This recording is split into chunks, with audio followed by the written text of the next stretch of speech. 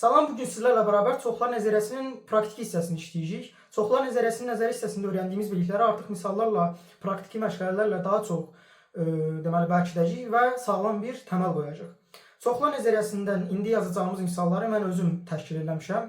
Bunları təşkil edərkən bir neçə internetdən məqalələr oxumuşam, onları təəssüf ki qoya bilməyəcəm buraya.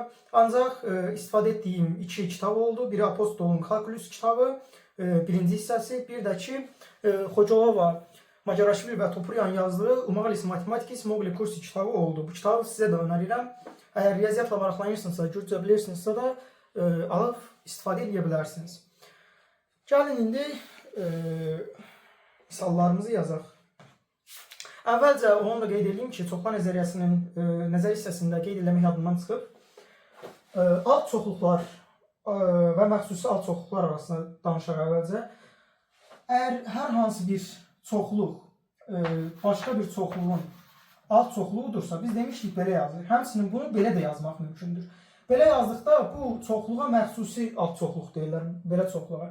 Bu zaman A ya B-yə bərabərdir, ya da A-nın içərisindəki elementlər B-yə daxildir. Məsələ 1, 2, 3 çox. Belə yazaq. Bu olsun A çoxluğu. Rəyətdə B çoxluğu yazaq. Bu da olsun 1, 2, 3. Bu zaman biz bunu A, B-nin məxsusi alt çoxluğu şəklində yaza bilirik. Çünki A-dakı bütün elementlər B-dəki bütün elementlərə bərabərdir. Həmçinin onu da qeyd edeyim ki, əgər A, B-nin məxsusi alt çoxluğudursa və B də A-nın məxsusi alt çoxluğudursa, bu zaman A bərabərdir, B deyirik. Bunun isbatlarda çox istifadə olunur. Ona görə qabaqcadan mən istədim ki, praktikada bildirəm. Ancaq bunu çox vaxt bu çoxluğun yerinə qısaca belə də yazırlar. Ancaq belə yazılış, yəni biz ali riyaziyyat səviyyəsində olduğumuza görə düzgün qəbul eləməyik. Ancaq bəzən istifadə edirlər onların yerinə. Bəs belə yazdıqda nə deməkdir? A, B-nin alt çoxluğudur dedikdə, bu zaman A, B-yə A-nın içindəki bütün elementlər B-nin içindəki elementlərə bərabər, bütün hamısı, yəni B-nin bütün hamısına bərabər ola bilməz. Məsələ, burada biz A, B-nin belə alt çoxluğudur yaza bilmərik. Ancaq belə olarsa, 2 ilə 3-dən ibarət olarsa, o zaman A, B-nin sadə alt çoxluğu şəklində deyə bilərik. Bunu da qeyd etdiyimizə görə indi misallarımıza keçə bilərik. Misalları ilə tərtib elədim ki, asandan çətinə doğru gedəcək. Deməli, çox asan misallar da var. Yavaş-yavaş çətinləşəcək. Çoxlar üzərində əməlləri də qeyd edəcəyik. Amma onu bir sonraki videoda qeyd edəcəyik. Əvvəlcə 2 dənə məsələ, 2 ədəddə sadə çalışmaq olacaq. Qeyd edeyim ki, hər bir çalışmayı mən burada oxuyub həll eləmədən əvvəl aşağıda qeyd edəcəm videonun aşağısında. Beləliklə siz oradan baxıb əvvəlcə özünüz həll eləməyə çalışın. Əgər həll eləyə bildinizsə də bu zaman nə gözəl. Əgər həll eləyə bilmədinizsə də onda videoya davam edib baxarsınız. Belə daha səmərəli olacaqdır. İlk misalımız belədir. Bir qrup tələbə arasında idman fəaliyyəti üzrə sorğu keçirilib. Sorğudan məlum olubdur ki, sorğuda iştirak edənlərdən 80 nəfəri voleybol oynayır. Voleybol oynayanlar çoxluğunu biz VO şəklində göstərəcəyik. Ancaq burada biz bunların gücü olduğuna görə, sayını bildirdiyimizə görə, elementləri yox. Biz bunu ya N VO şəklində, güc şəklində göstərməliyik, ya da güc şəklində birbaşa belə də göstərmək mümkündür. Modul işarəsi kimi. Ancaq mən asan olsun deyə modul kimi göstərəcəm. Siz də bunu yadınızda saxlayın. Voleybol oynayanlar deməli 80 nəfərdən ibarət. 25 nəfər həm voleybol, həm də futbol oynayır. Bu bizə bundan əvvəl 60 nəfər yalnız futbol oynayır. Bunu qeyd edək. 60 nəfər yalnız futbol oynayır. 25 nəfər isə həm voleybol, həm də futbol oynayır. Bunu biz deməli voleybol oynayanlarla futbol oynayanların kəsişməsini bizə verəcəkdir. Bu da 25 nəfər qeyd edirik. Sorğuya cavab verən tələbələrin ümumi sayını, sorğuya cavab verənlərdən yalnız voleybol oynayanların sayını və yalnız futbol və yalnız voleybol oynayanların sayını müəyyən edin. Gəlin əvvəlcə ilk hissəni həll edək. Sorğuya cavab verən tələbələrin ümumi sayını tapaq. Bunun üçün Venn diaqramlarımızı çəkərik. Burada hər ikisinin kəsişməsi buyu verdiyinə görə buraya 25 yazarıq. Aydındır ki, biz sadə bu tərəfi tapmaq istəsək, yəni deməli voleybol oynayanlar qeyd edək burada da futbol oynayanlar qeyd edək. Voleybol oynayanların, yalnız voleybol oynayanları tapmaqdan ötürü biz futbol oynayanlar çıxmalıyıq. Bunun üçün biz nə edəcəyik? Əvvəl burada voleybol oynayanların 80 nəfərdən çıxacaq 25-i. Buradakı 25. Çünki burada kəsişməni verir. Həm futbol oynayıb, həm də voleybol oynayanlar var. Biz sadəcə voleybol oynayanları tapmaq istəyirik. Buna görə 25 bərabərdir bizə verər. Deməli 55 nəfər. Deməli voleybol oynayanlar 55 nəfər. Yalnız voleybol oynayanlar 55 nəfər. Futbol oynayanlar, yalnız futbol oynayanlar isə yenidən 60-dan 25-ə çıxarıq, kəsişməyə çıxarıq. Bizə bərabər olar. Deməli 35 nəfər. Buraya da 35-i yazarıq. İndi bizə nə demişdi? Sorğuya cavab verən tələbələrin ümumi sayı. Ümumi sayı bunların hamısının toplamı olacaq. Yəni 55 plus, buraya 1 yazaq. 55 plus 25 plus 35. Bu da bizə 60, buradan da 55, bizə 115 verər. Deməli, sorğuya verən tələbələrin ümumi sayı 115-ə bərabərdir. İkinci hissəsində deyil, yalnız voleybol oynayanların sayını təyin edin. Yalnız voleybol oynayanların sayını biz burada təyin eləmişdik. 55 nəfərdir. Yalnız voleybol, bunu 2 yazaq. Yalnız voleybol oynayan 55 nəfərdir. Yalnız futbol və yalnız voleybol oynayanların sayını müəyyən edin. Yalnız voleybol, yalnız futbol burada belə olacaq. 55-in üzərinə biz yalnız futbol oynayanlar gələcəyik. 35. Bu da bizə verəcəkdir 80, 90 nəfər. Bəli, 80-90 nəfər. Bu birinci misalımız oldu. İndi keçək ikinci misalımıza.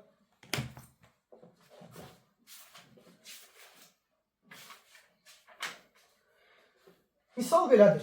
Bir məktəbin 10-cu siniflərində ümumilikdə 120 şagird vardır. Ümumi şagird sayı.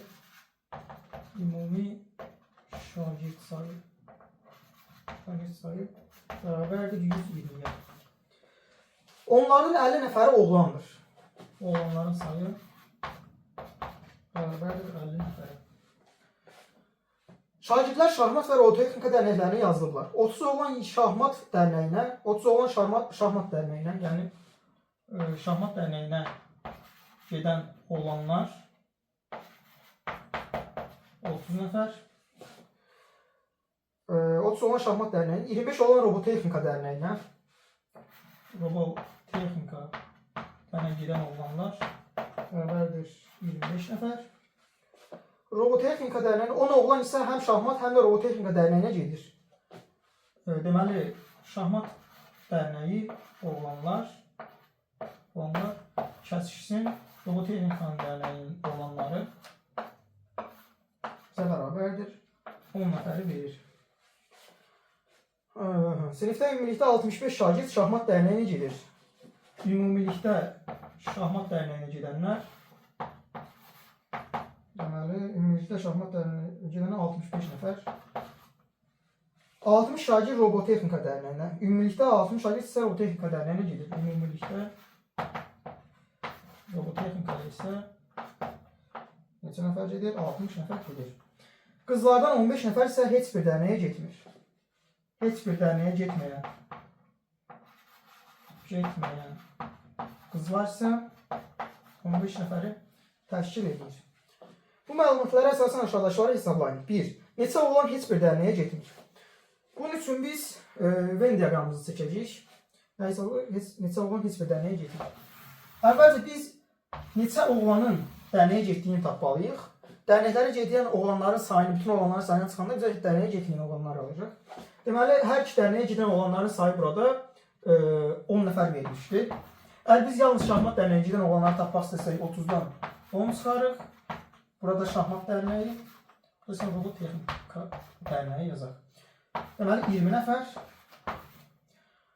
Yalnız robotexnikaya gedənlər, bunlar hətta belə yazın. Yalnız şahmat oğlanlar, yalnız robotexnika oğlanlar 25 nəfər çıxılsın 10 nəfər olar. Çünki bu 25 nəfər robotexnikaya gedənlərdir. 10 nəfər isə həm robotexnikaya, həm şahmata gedənlərdir. Biz bunu çıxdığında yalnız robotexnikaya gedənləri tapmış olacaq.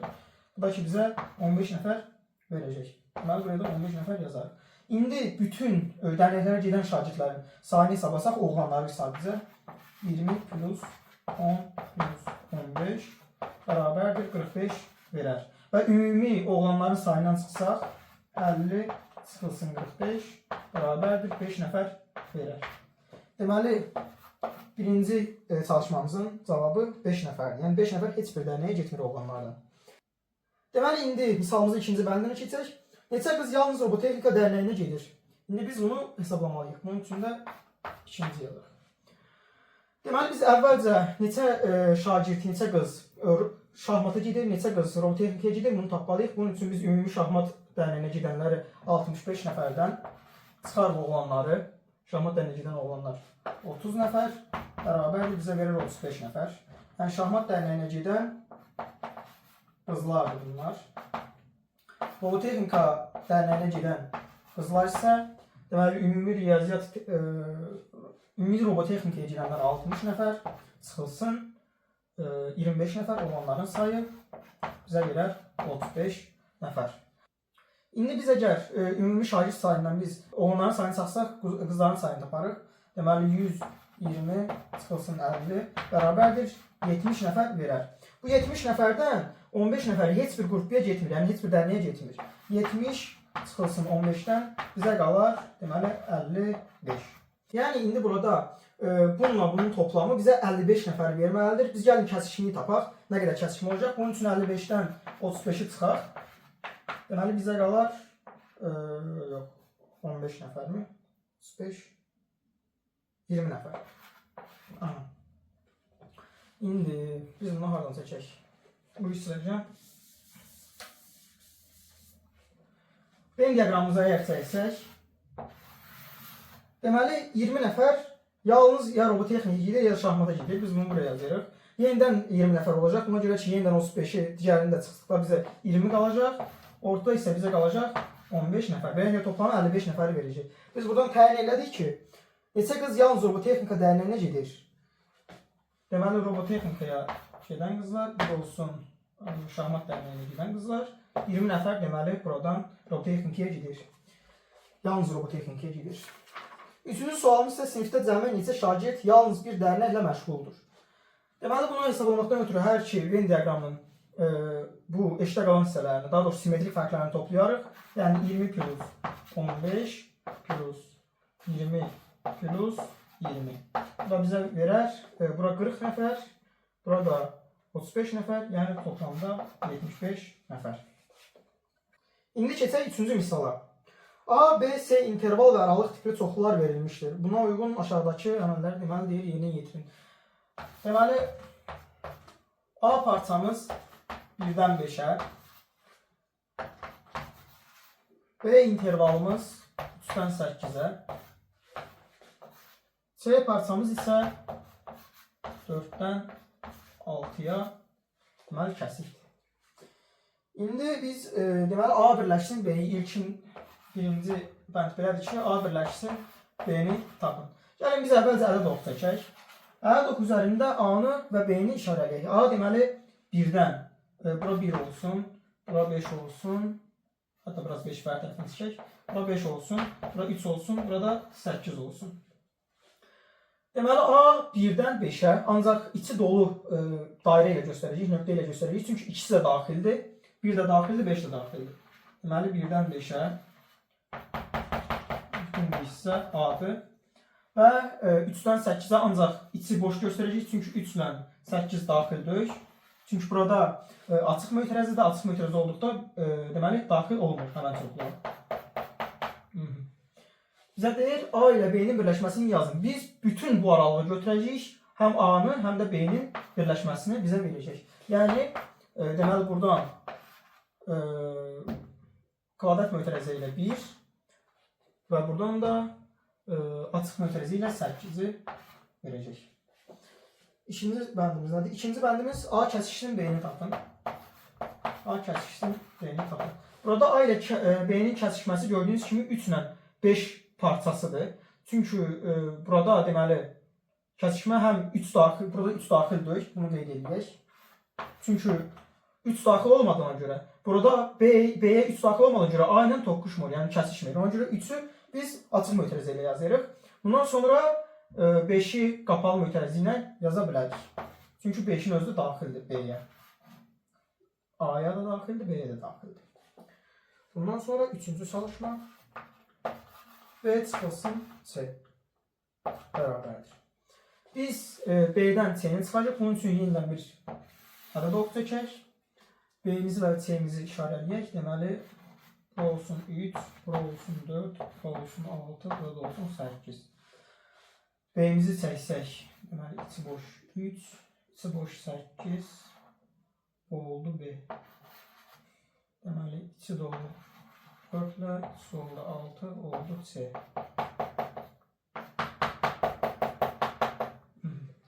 Bizə B'dən C-yə çıxmamız deyir. Yəni bu hissəyi biz kəsir tullayırıq. Kəsir tullayanda bu C-yə daxil olduğundan iki ucuda. Bu zaman biz çıxılmayı tapdığımıza görə bunları da tullayacaq. Ona görə biz burada açıq mötərizə yazacağıq. Yəni belə olacaq 3, 3-dən 4-ə açıq mötərizə birləşsin.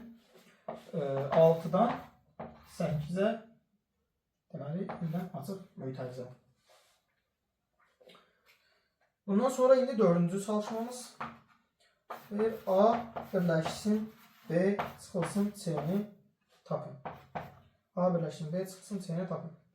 A ilə B-nin birləşməsini deməli biz burada vermişdik. A ilə B-nin birləşməsi 1-8 deməli yarım intervaldır. Biz buradan C-ni çıxmalıyıq. Biz buradan C-ni çıxdıqda çəkək, gəlin çəkək. 1 özü daxildir. Olsun 1 8 daxildir. C də 4 də daxildir.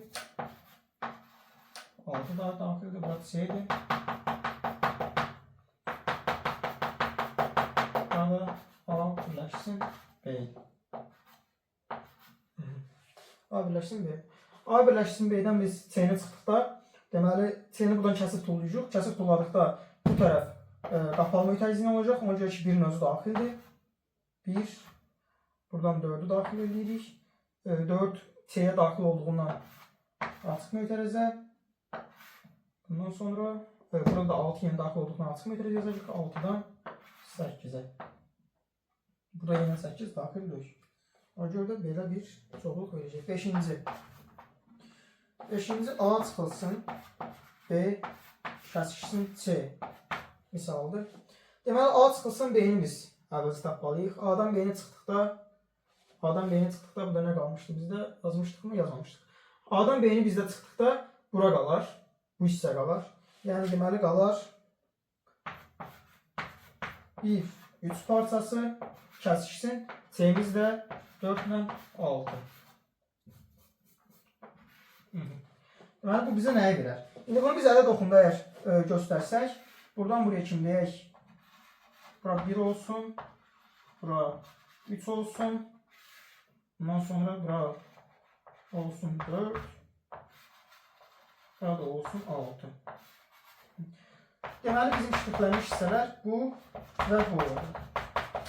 Göründüyü kimi heç bir hissə kəsişmir. Kəsişmədiyinə görə bu nə olacaq? Əlbəttə ki, boş çoxluq olacaq.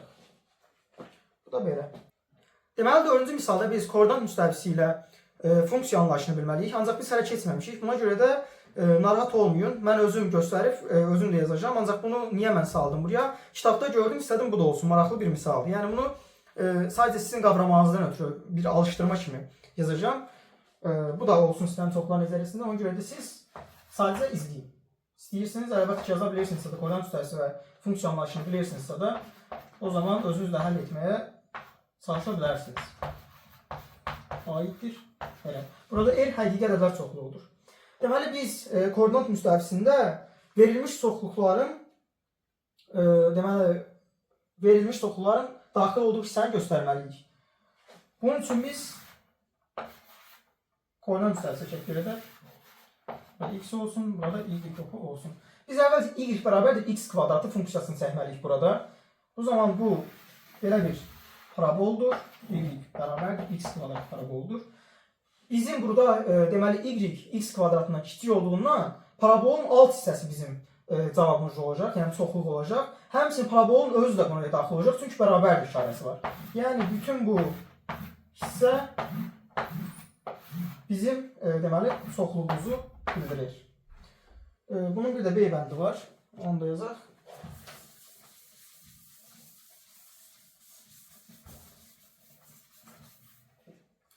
B bəndi deyir ki, y böyükdür x, x, y aiddir R-ə. X.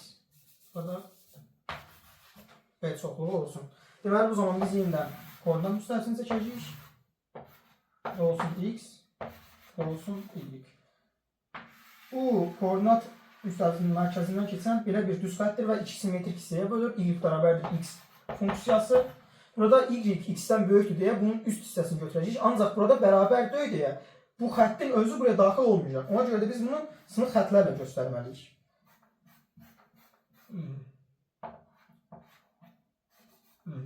Sınıq xətlərlə göstərmək və bunun üst hissəsi bizim B çoxluğumuzu verəcək.